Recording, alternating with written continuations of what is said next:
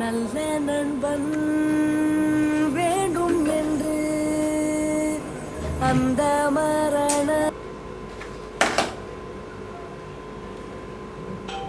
நல்ல நண்பன் வேண்டும் என்று அந்த மரணம். ஹலோ, இப்போ எதுக்கு நீ சூசைட் பண்ணிக்க போற? ஏய் நீ யாரு? இதெல்லாம் என்ன அவன்கிட்ட சொல்லணும்? நீ இப்போ எதுக்கு சூசைட் பண்ணிக்க போறன்னு சொல்லு. சொல்லுனா என்ன சொல்ற? நாய் மாதிரி ஒவ்வொரு கம்பெனியும் ஏறி இறங்கினா என்ன மாதிரி அதை மதிக்காம காசு வாங்கிட்டு ரெக்கமெண்ட் வேலை போட்டு தரானுங்களே, அதை சொல்றியா? இல்ல வீட்டுல இருந்து அப்பா அம்மா ஃபோன் பண்ணி வேலை கழிச்சுன்னு கேட்கும் போது என்ன பதில் சொல்லணும்னு தெரிய முடிச்சுட்டு இருக்கேன், அதை சொல்றியா?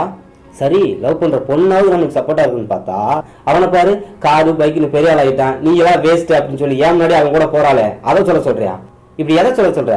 இந்த பிரச்சனையெல்லாம் நினைச்சு தன சாகத்தோட ஒரே தான் செத்துடலாம். செத்துட்டா எல்லாம் சரியாயிடுமா? இங்க யாருக்கு தான் பிரச்சனை இல்லை. ஒரு குழந்தை பசிக்கும் போது அது சொல்லக்கூட முடியாம அழுது, அந்த குழந்தைக்கு பிரச்சனை இல்லையா? பொண்ணுங்க ரோட்ல தனியாக போகும்போது எவனாவது ஏதாவது பண்ணிடுவான்னு பயந்து மனசுக்குள்ள நினச்சி ஒவ்வொரு நாளும் வாழ்க்கையை வாழ்கிறாங்களே, அந்த பொண்ணுங்களுக்கு பிரச்சனை இல்லையா? மழை வந்தால் தான் விவசாயம் பண்ண முடியும்னு மழையை எதிர்பார்த்து அழுதுகிட்டு இருக்கிற அந்த விவசாயிகளுக்கு பிரச்சனை இல்லையா? ஊழல் பண்ண பணத்தை எப்படி மறைச்சி வைக்கிறதுன்னு நினச்சிட்டு இருக்கிற அந்த அரசியல்வாதிகளுக்கு பிரச்சனை இல்லையா?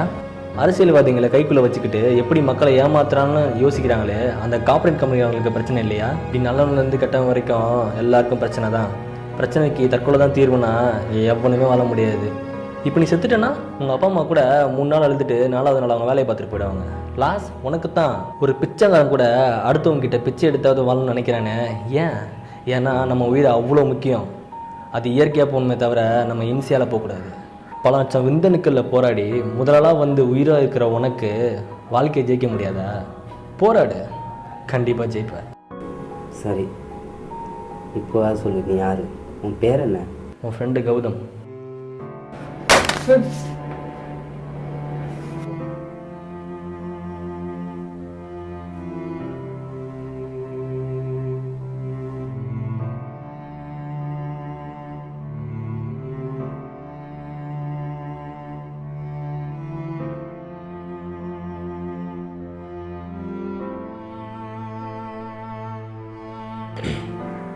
அம்மா, பா, என்னை சின்ன வயசுலேருந்து செல்லமாக பார்த்துக்கிட்டீங்க, நல்லா படிக்க வச்சிங்க, இப்போ வரைக்கும் நல்லா பார்த்துக்கிறீங்க. ஆனால் என்னால் அவளை மறக்க முடியலம்மா. என்ன பண்ணாலும் அவன் நினைப்பாவே இருக்கு.